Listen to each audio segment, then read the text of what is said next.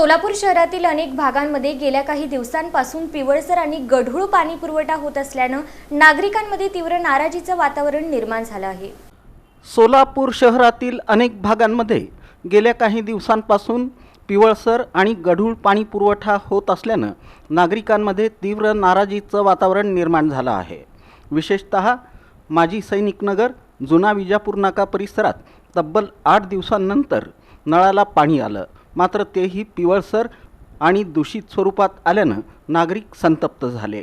आधीच 4 दिवसाआड होणाऱ्या पाणी पुरवठ्यामुळे नागरिक त्रस्त असताना आता येणारं पाणीही वापरण्यायोग्य नसल्याची तक्रार नागरिकांकडून करण्यात येत आहे।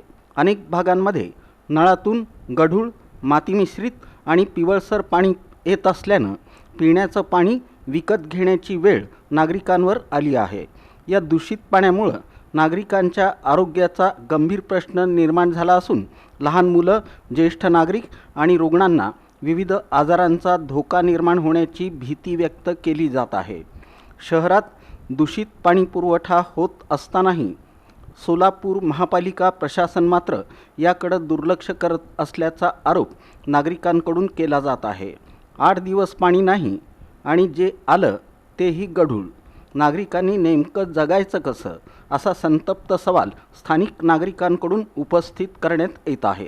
अनेक ठिकाणी जलवाहिन्या गळती, दुरुस्तीचा अभाव आणि नियोजन शून्य कारभारामुळे ही परिस्थिती निर्माण झाल्याचं बोललं जात आहे।